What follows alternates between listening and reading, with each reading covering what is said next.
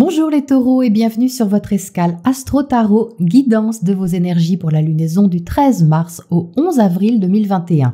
La nouvelle lune a lieu en Poisson, elle est conjointe à Neptune, planète du rêve, de l'idéal, et à Vénus, planète de l'amour, des sentiments et des valeurs. Ce secteur du zodiaque est en harmonie avec vous les taureaux, c'est le secteur de vos projets, qu'ils soient vécus en solitaire ou en groupe, c'est le secteur aussi de l'espoir dans tout ce qui vous fait rêver, que ce soit artistique, créatif ou affectif. C'est une lunaison pour fondre, alors de plaisir, je vous le souhaite, et pour vous laisser inspirer par des choses qui vous sont douces.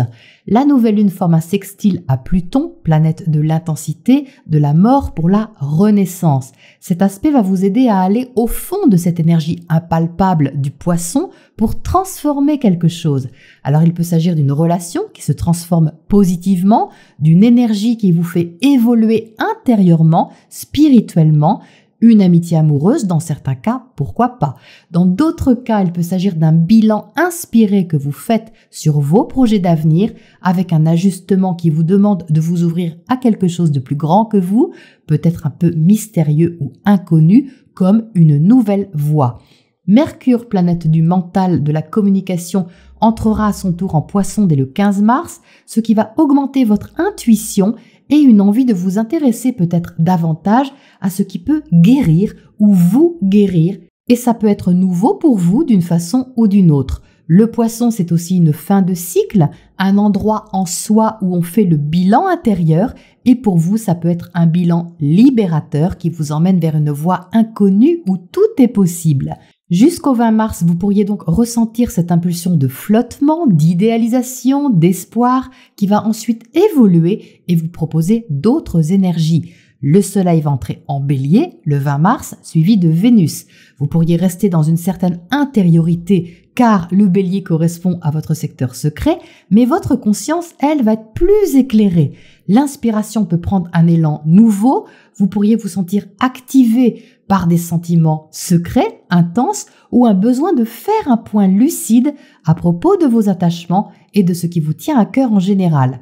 Votre état d'esprit s'éveille avec le sextile de Mercure à Uranus, s'adapte et vous agissez de façon mesurée et responsable avec l'aide du trigone Mars-Neptune. La pleine lune du 28 mars aura lieu dans l'axe Bélier-Balance, vous proposant d'agir pour guérir quelque chose. Soleil et Vénus seront conjoints à Chiron, qui représente une blessure, peut-être liée au passé, et là vous pourrez adoucir ce qui vous a soucié ou blessé en prenant soin de vos besoins intérieurs. Si vous n'êtes pas forcément conscient de cette blessure réactivée, alors vous pourriez avoir envie d'aider les autres en miroir, de vous mettre au service d'une cause qui vous inspire et vous fera du bien en même temps. Mars, planète de l'action, sera conjoint au nœud nord. Le nœud nord montre la direction, c'est une boussole, donc avec l'alliance des deux, l'envie d'agir sera motivée plus que jamais par ce que vous voulez défendre pour vous-même, ce qui vous sécurise intérieurement et vous rapproche surtout de vos idéaux. Le sextile à Mars et Saturne sera donc très constructif, même si cela secoue encore vos habitudes, c'est fort possible, mais vous ressentirez cette énergie autour de la pleine lune très fortement, surtout les 3 derniers jours de mars. En avril, Mercure entrera en Bélier, vous apportant des idées nouvelles, de l'inspiration très spontanée, et Vénus, votre planète maîtresse, vous aidera à développer vos talents cachés entre le 5 et le 10 avril. Vous pourriez même en découvrir de nouveaux et être encouragé dans votre façon d'être, d'aimer et de créer. Alors, est-ce une ambiance intérieurement libératrice, les taureaux? C'est possible et ça s'apprend peut-être ou alors ça se découvre. Voyons ce que les tarots ajoutent sur cette météo pour vous. Alors les taureaux, qu'est-ce qu'on a comme précision avec votre tirage? Eh bien, on a une énergie de concrétisation qui est forte.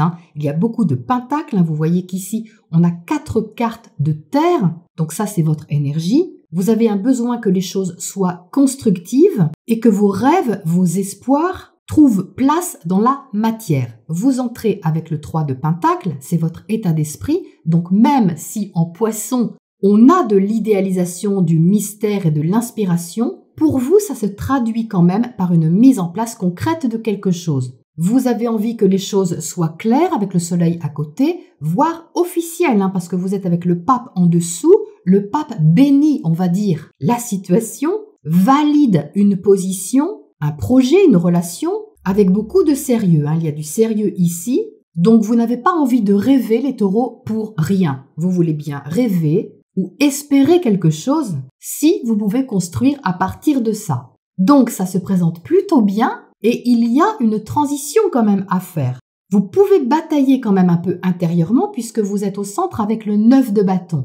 Le 9 de bâton vous rend un peu réactif, ça c'est toujours le carré Saturne-Uranus qui est en toile de fond, qui secoue votre façon d'être, vos habitudes, comme je le disais en intro. Ce qui fait que vous pouvez avoir des projets ou même une mise en place des choses, mais qu'intérieurement, il manque peut-être la sérénité absolue dont vous auriez besoin pour poser les choses à votre rythme. Mais c'est intérieur les taureaux, c'est vraiment une libération intérieure à faire, comme je le disais tout de suite, et c'est confirmé ici par le fou. C'est-à-dire que là, on sent intérieurement que vous avez envie de vous battre, de vous défendre, on va dire, pour vos idéaux. Vous voyez que le 9 de bâton protège un petit peu le soleil qui est au-dessus de lui. C'est un peu touche pas à mon idéal, touche pas à ce qui a de la valeur pour moi et qui éclaire ma vie, c'est un peu ça. Mais en même temps, cette position, cette posture intérieure, les taureaux, peut vous empêcher d'ouvrir un autre espace qui est ici. Le fou, il est dans votre secteur privé, donc ça touche vos racines, votre foyer, votre famille, oui, mais ça touche surtout votre sécurité intérieure, vos émotions profondes,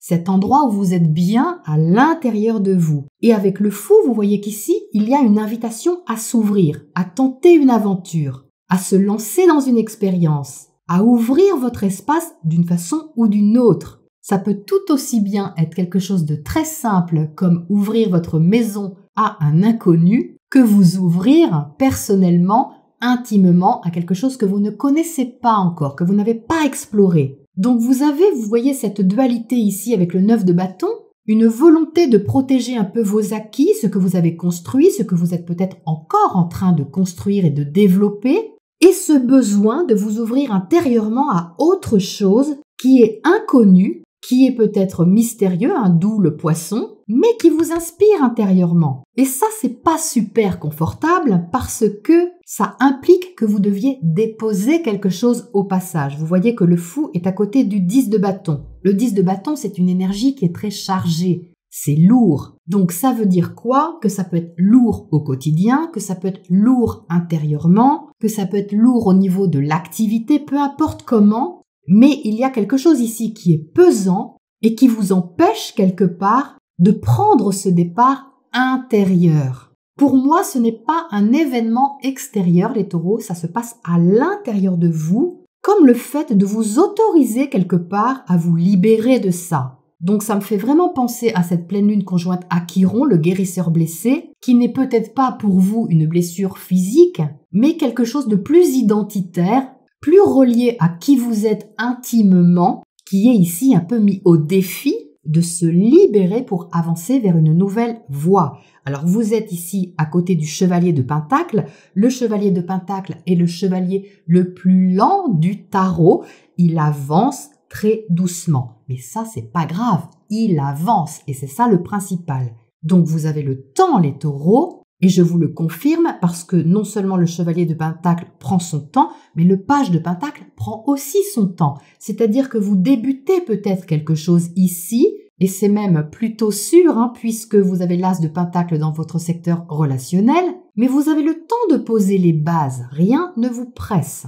Le principal ici, c'est de reconnaître quelque chose, de reconnaître une position, de reconnaître votre statut, d'assumer qui vous êtes, ce que vous êtes capable de montrer de vous, d'avoir confiance pour vous mettre en route d'une façon prudente, sage et modérée si vous voulez, mais de vous mettre en route. Donc ça peut être relationnel, puisque l'as de Pentacle est dans votre secteur opposé. Avec l'as, on a un nouveau départ qui fait écho, vous voyez, à ce fou qui est là et qui fait écho au soleil. Donc ça, c'est un beau trigone que je vois ici. C'est une occasion de vous libérer, de vous affirmer peut-être autrement, d'une façon plus artistique, créative. C'est possible avec le soleil ici. et d'y aller petit à petit. Le page de Pentacle, vous voyez que c'est une énergie qui est jeune, qui est juvénile, qui est inexpérimentée. Vous voyez qu'ici, on a des énergies un peu insouciantes qui sont presque reliées à l'enfant intérieur, je dirais. Donc, c'est comme si vous étiez invité à apprendre ou réapprendre peut-être à prendre soin de vos besoins intérieurs, de la façon de vous sécuriser, de vous exprimer, d'aimer, de créer, mais différemment de d'habitude.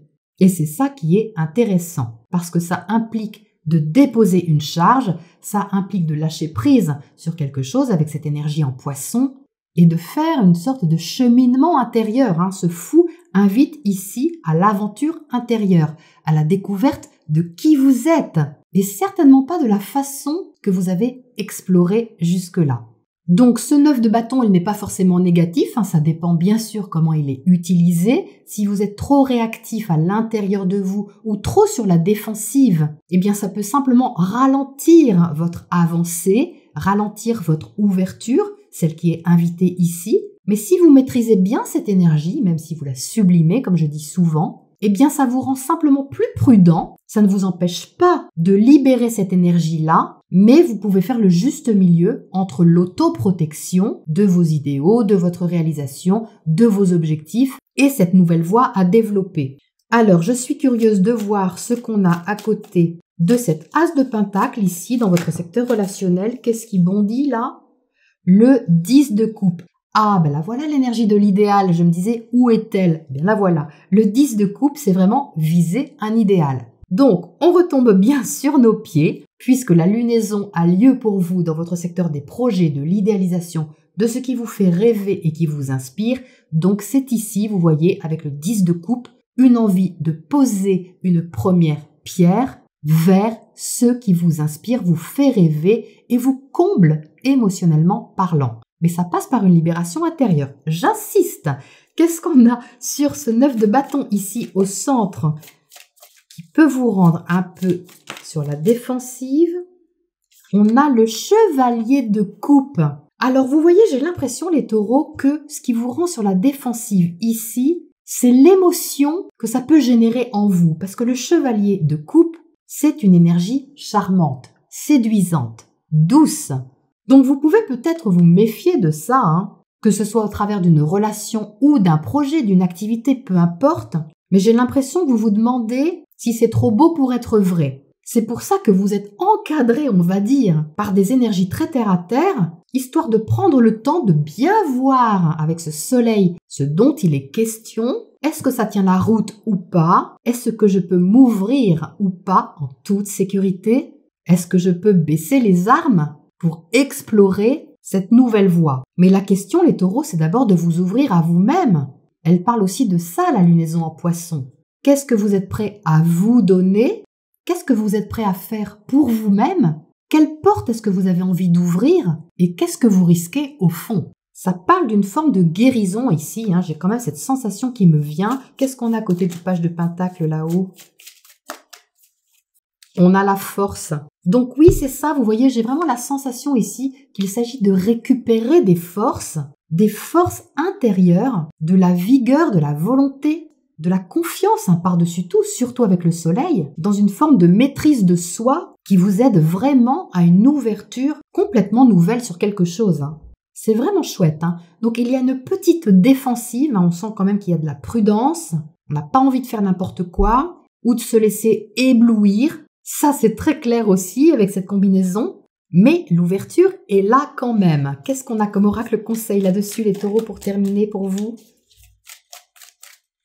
On a à la mer. Eh bien oui, il s'agit bien de ça, de vous ouvrir, de lâcher prise, de faire confiance au courant qui vous porte, que vous ressentez en vous.